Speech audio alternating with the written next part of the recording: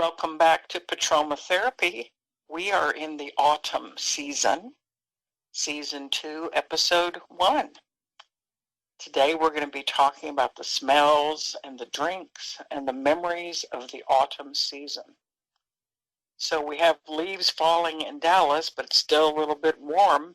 How are things there for you? Things are okay, thanks for asking. Though we move into September and it's easy to become nostalgic for the summer. I mean, no more sunny days. That's what happens when you think of autumn, right? Well, when I think about autumn, one of the things I associate with this season is certain smells or scents. So I associate spice, orange spice and pumpkin pie and cinnamon. So I like to drink cinnamon teas, and I like to make pumpkin spice pancakes and apple spiced pies. Are there any foods or smells or that you associate with autumn? Apples come to mind immediately. I'm lucky enough to have an apple tree in my garden, and I'm having a steady supply of the juicy fruit over the next few weeks, I guess, and I love porridge. Porridge with apples makes a perfect breakfast on an autumnal morning, for instance. Or why not make it with baked apples and sprinkle on some cinnamon? Delicious. Tell me more about traditions in your country. Well, autumn is also back to school, and there are a lot of celebrations. There's the tradition of taking an apple to your teacher. That was an old tradition. Maybe, I'm not sure everybody does that anymore, but to show appreciation to your new teacher, generally people used to bring apples, or maybe the mother would cook apple pie or some apple cookies or something. But we also have these things called pumpkin festivals where an arboretum or a garden center would put out hundreds of pumpkins, and people would go by and look at the beautiful pumpkins, maybe chrysanthemum flowers, and then they would sometimes make a hay maze, M-A-Z-E, which is kind of amazing. Back in season 1, we talked about Icarus and Daedalus and the Minotaur in the labyrinth.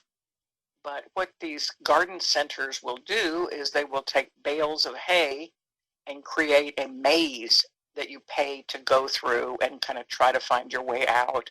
And maybe you can buy some apple cider to drink on the way in, or they would have a hay ride.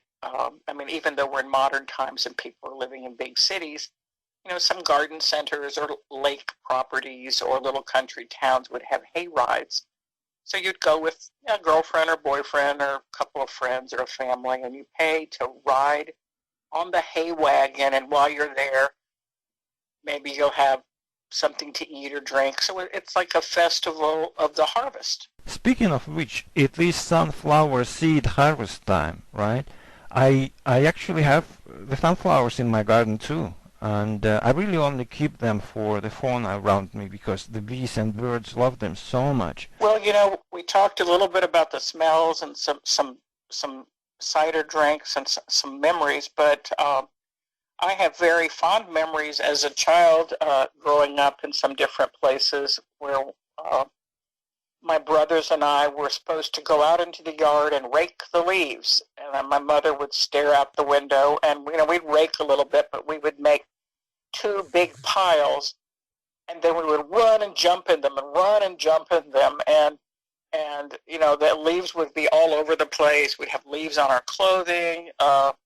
Once we hid the rake inside one of the piles, and we got one of my sisters to come run and jump with us, and she jumped on the leaves and got a cut on her leg. But it's a time to be outside, to have fun. Do you remember doing things with leaves as a kid? I remember making this one big leaf pile to jump in. Or sometimes we used to make the smaller piles, and we had to jump from one to the next without touching the ground in between, like the little islands. That was the time I lived my life as closely to whatever it is the purpose of life is. Yes. Well, it's also a time where like I love poetry, and we're going to be having some poetry episodes in season 2. And one of the poets I like is Gerard Manley Hopkins, who has a poem called Spring and Fall. So maybe later we'll hear about that.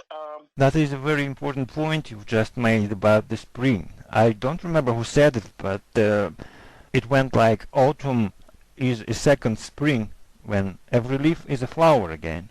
Oh, okay. So it's kind of like a meditative, philosophical thing. Or maybe because everything Or is explain colored, it to me a little bit more. everything is colored again. In the spring, lots of flowers. Everything's not only green, but red, yellow, I don't know, pink. And the same thing happens in autumn again, when everything is not green any longer, right? Everything is getting like Yes. painted with all sorts of colors. Yes. Yes.